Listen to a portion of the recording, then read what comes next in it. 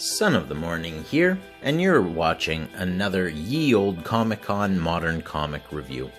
What you're looking at right now is a copy of Joshua Williamson's The Flash number 88.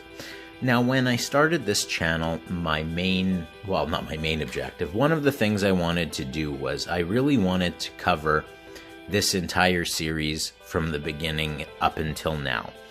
Then I got to thinking, the DC Rebirth, this started with the DC Rebirth, and that was I don't know how many years ago, so covering that much would probably require a 4.5 hour video, which nobody would ever want to watch, so I decided against that. So instead I decided that we're going to pick it up here with The Flash 88, and one of the things that I find really, really good about Joshua Williamson as a writer is that it doesn't matter that we're at issue 88 here. We can pick this up and we can read it, and it's going to be easily understandable, easily digestible, and you're not going to feel like you don't know what's going on. I think that's one of his real strengths as a writer. I mean, The Flash as a character may have something to do with it, but I think it's much more to do with the writing skills of Joshua Williamson. At any rate, on the cover here, you can see that Barry Allen's in some trouble. It says, "From the shadows of time comes paradox." Ominous. So we open it up here, and I want to read this to you because this comic is actually not really about the Flash. So you notice here the little boxes. If it was the Flash, if it was Barry Allen talking, it would be in red, and it's in black, so we know that it's not him. He says, "His name is Barry Allen. You call him the Flash. You see him as the hero, the paragon of hope in Central City. But I see the Flash as someone else, or as something else."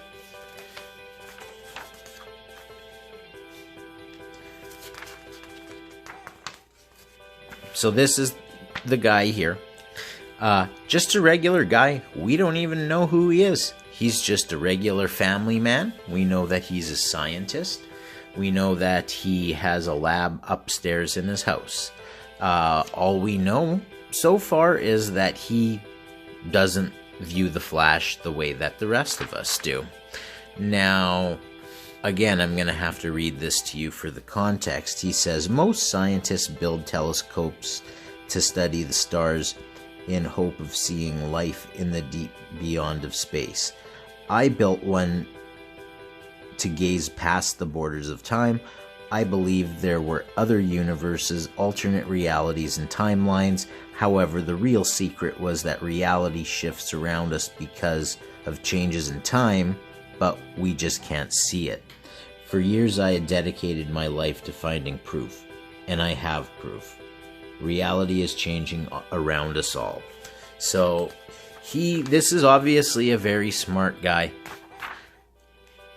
He goes into he's already up there. He goes up to his equipment, starts doing work, and I guess you could say an accident happens, or I guess you could say maybe it wasn't an accident. Maybe this is what he was hoping or intending would happen. He opens up the gates to the multiverse. He is absolutely astounded by it, and hey, why wouldn't he be excited? Unfortunately, it only lasts for a few seconds and then disappears, but for that moment he could feel the power flowing through him, and it was like nothing he'd ever experienced before, and he started working obsessively from that point. He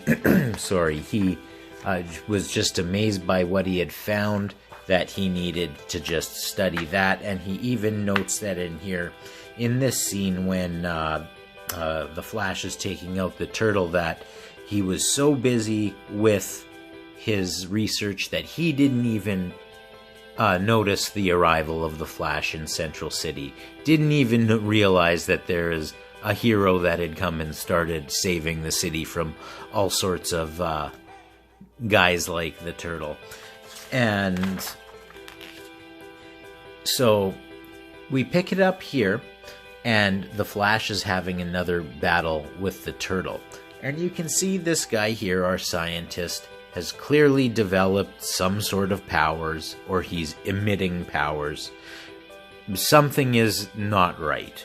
You can see here the Flash is bolting towards the Turtle, and then you can see that obviously by his face and expression here, he is in extreme agony as the Flash is running towards the Turtle. He's there with his family. His family here seem fine as he's appears to be being pulled back. Now, what was actually happening was he was being pulled into an alternate universe, an alternate reality, something of that sort. We're not sure. Now, he does show up there with two other people, and he hypothesizes that the reason why they showed up with him is because they were too close to him when that power happened. He had noted that when the Flash ran towards the Turtle, he didn't see the Flash go as a bolt. He saw him sort of running in normal time, in real time, and sort of felt himself being pulled backwards in time and through reality. So he kind of has an idea of what's going on. But these two over here are obviously absolutely frightened at what they're seeing. He looks down at his hands and he says, "Impossible," even though I think he already realizes it, that he knows kind of what happened. Now, one of these frightened strangers that's with them says, "Look, that mountain." And then they go and they walk and it's an interesting statement that he makes here. "We walked for what felt like an eternity and no time at all." So I think that's just a really interesting little tool there that Williamson's using, and I like that. Now, they do eventually get to a point where they find where there were people, and so that is not great, because they aren't in a good way. And as you can see here, his eyes are starting to glow. He's starting to develop powers that he obviously didn't have before, but he just wants to get back home. His main concern is his family. He wants to get back to his wife and kids. Getting back, as he says here, becomes his obsession. Now, while they're stuck there, this guy is obviously a brilliant scientist. He starts building, kind of looks like the Hall of Justice. He starts building a place that a device that he believes he can get everybody back home. And during the time that he's building this device, he's started to notice that everyone that's with him is changing. Physically changing, but he's staying the same aside from his glowing red eyes. You would hypothesize that that's probably because of the powers he gained when he unlocked the multiverse the first time. He tells the others after he's finished building his device that he believes that he can help them, and asks them to put their hands on this lightning rod, and then they will be free. It's funny. And then next page here, fantastic illustration. I'll just read a little bit here. As you can see, it's showing the multiverse. Them touching this has opened the multiverse. You can see all of the different Flashes running around. And our scientist comments, "The multiverse is separated by vibrational frequencies, all existing on the same plane, but time is in a constant state, changing, manipulated by outside forces, played like a game for years, pieces moved in ways that hurt people." and every time it changed, it hurt me. It needed to share that pain to unlock the truth or what created me. So, I'm actually a little bit confused by this here. To be completely honest with you, I don't know if this is still a leftover of this multiverse, or if this is the Flash of whatever plane or reality they were in before he made this device here. But a bearded, short-sleeved Flash says to him, he says, if we were to create a time paradox, we could destroy all of reality, and we can't risk that risk. Understand? Like, he's asking him. And the response is, when it comes to changing the flow of time, no one is more guilty than the Flash. Always running forward, past all warning signs, never looking back at the lives he crushes under his boot. The Speed Force keeps the multiverse moving. The Speed Force is not magic, nor science. It's something so much more horrific than that. There before me was the Flash's whole history laid bare, along with the knowledge of the multiverse. So, whoa, that's some great writing. That's all I'm gonna say about that. So now this guy, he realizes he's hearing what the Flash is saying, but he doesn't care. His concern is, I want to get back to my wife and family. So he, I guess in his device he's created one of these portals which through he can run through dimensions or universes, takes off, jumps in right into his family's home. There's a big crash as he enters, but unfortunately his family are frightened to find that this is what their father has turned into. And he's just saying, I'm home. Now, this is a fantastic illustration. I absolutely love this. Our new character who has been introduced, his family is obviously frightened. They don't think this is their father. They want him to go away. So what he does is he jumps back through the portal. He says, it was a mistake to think I could ever go back.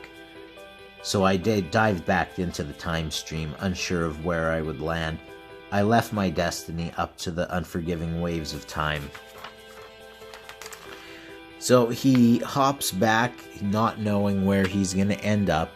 And then he says, when I spied on the Flash's history, I peered into the past and the future. I knew exactly where I was. I guess he did, sorry. He's in the 25th century. Perhaps this could be a new home, a new opportunity for a second chance. So this is what he's thinking, is that maybe this could be where he could end up. Of course, people are very scared about who is this thing that has come to us.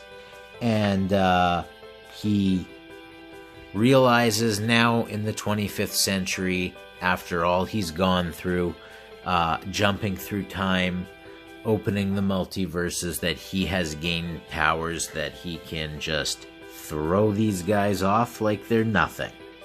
And once he's made that realization that he could just basically do what he wants, he resigns to the fact that he's gonna do what he wants. And he decides he thinks he wants to rule. But, as he says here, even in the future, they celebrate the Flash. They didn't see the Flash for what he really is, a man dressed in red with a smile. He is the devil himself. Oh dear, you picked the wrong time and place, sunshine. Then, this is a very interesting page here too. The Reverse Flash says, I guess if I'm gonna be the Flash, or I guess, is this the Reverse Flash, or is this just the Flash of the 25th century or has the Flash of the 25th century, is it the Reverse Flash who just put himself there? Interesting. I guess if I'm going to be the Flash of the 25th century, I do need my very own Rogues Gallery, and he's asking for auditions. Our new character says the Flash's legacy was strong, that even his nemesis couldn't stop worshipping him. So, Eobard Thawne, of course, you know Eobard Thawne. He wants to be the Flash so much that yet here he is trying to be a hero. So we know that he has been a bad guy in the past, and what our new guy here is telling us is that, like, he admires Barry Allen so much that he's gone to the 25th century to become a hero. Which very, very, very interesting stuff. And that then, and this is what confuses me. So is this, I think, supposed to be the actual 25th century Flash, and Eobard Thawne has ran through time and to get rid of him and become the 25th century Flash? I'm not sure, but it would appear that this is the 25th century Flash, and he asks our new guy if he fought the Reverse Flash, and he says he did and he lost, and it's just a very interesting scene there, which he says yes and lost. Not only is Eobard Thawne an expert on the Flash and his legacy, he's a master of time and travel and time manipulation. So I think he is warning him about the Reverse Flash. He talks about the Time Institute with Reverse Flash and the Renegades to construct a prison that would hold his power. So he's been beaten. He's been enslaved, I guess, at the 25th century Iron Heights, because the Flash has beat him and locked him up there. And the thing that's really interesting, and it's just such a fantastic ending and such good writing, is our guy says, feeling excruciating pain whenever this time stream was altered. It made me aware that I needed to be present when time changed to absorb the energy created by every paradox. When the Flash family broke the Force barrier, it caused a chain reaction that reverberated all the way to me, damaging Iron Heights, enough that I could escape, so that I could return to my own realm, locked away from the changes in time. And then he comments, "Where you found me?" And he says, "Exactly. And now we see your Flash's connection to the Speed Force what has been supercharged. It's time for the Flash to pay for what he has done to the time stream." Very, very good stuff. And then finally, the multiverse will see the Flash for what he truly is, a monster. Very, very cool. Obviously, we can see from the title and the fact that our protagonist was never named in the comic that his name is probably going to be Paradox, and that this is going to be continued in Flash 750. Of course, we know these DC Legacy number books. They're more expensive. They're also longer, which is good too. Considering that we've had such a wonderful lead up here of a character, like I said, this is barely about the Flash at all. Williamson just did a great job of writing an origin story for a new villain that is just absolutely fantastic. And to have that run into the Legacy issue that's just great. I'm very much looking forward to the next issue. We will definitely be reviewing that. Thank you for joining me here today. I am the Son of the Morning, and this is a Ye Olde Comic Con Modern Comic Review. Please remember to like and subscribe to the video and the channel, and have yourselves a good day.